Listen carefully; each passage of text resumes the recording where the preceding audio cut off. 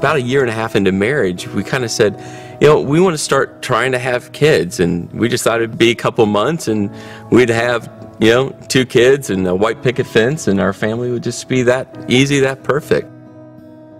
So we went through about 3.5 years of fertility treatments. And I will never forget the day we sat across from a doctor, and he looked at Chris and I and said, we don't know why, we've done everything we can, you're not going to be able to have kids. I remember that day, it was just like a punch to the stomach, going, this has been our life, our dream, how's that possible?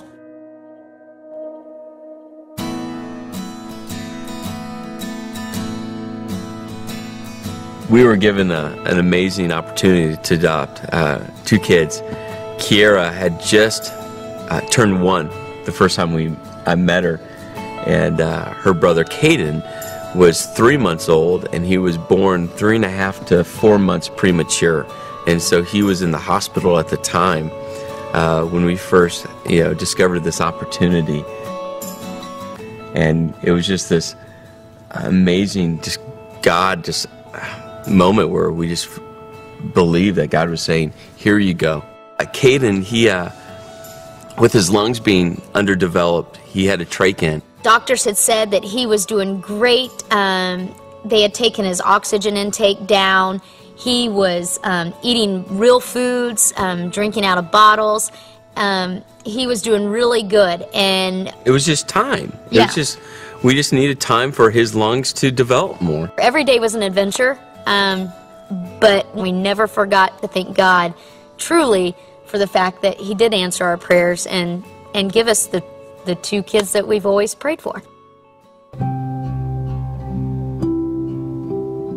Probably about 6, 7 o'clock, his apnea monitor went off, and I remember we ran in. We found him in his crib, and he was trying to grasp for air.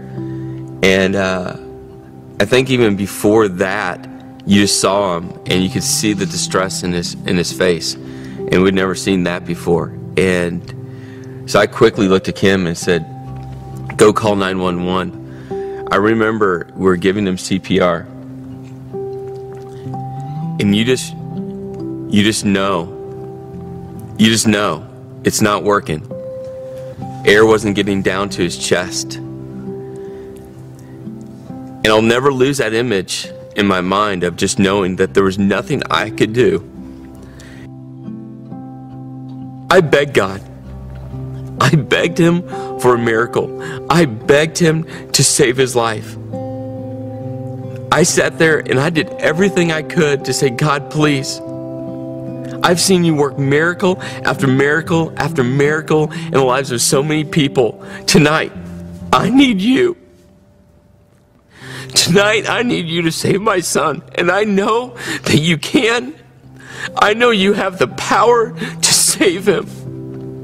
Please, give me that one request.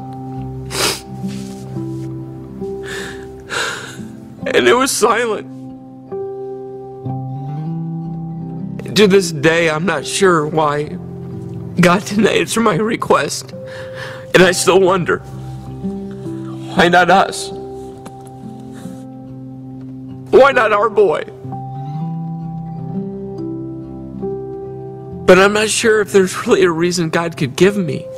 But what I do know is God hurts with us. And our loss is his loss. I remember just saying to God that this is what I'd always wanted. I had begged, I had cried, I had pleaded with God to just have kids call me mom. And I remember being mad, and I remember being confused and hurt and upset. And at the same time, there was still a nugget inside of me that said, God gave you this, and it's his to take away. And so there was this day, and it was this warm Vegas, 115-degree day.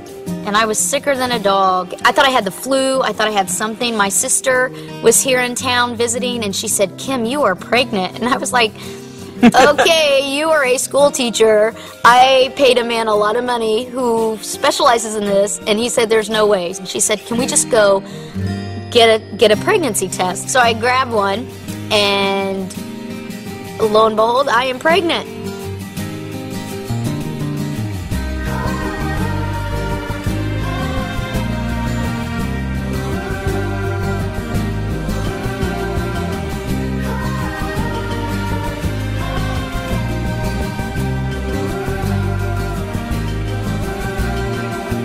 I kind of laughed the first time I held Claire. But it was kind of a laugh to say, God, I get it. You've just called us to follow you. Not to make sense out of all this stuff going on. Not to understand it. And so as I held Claire for the first time, blown away by just the miracle of birth, was just God saying, I'm with you. And thank you for following me.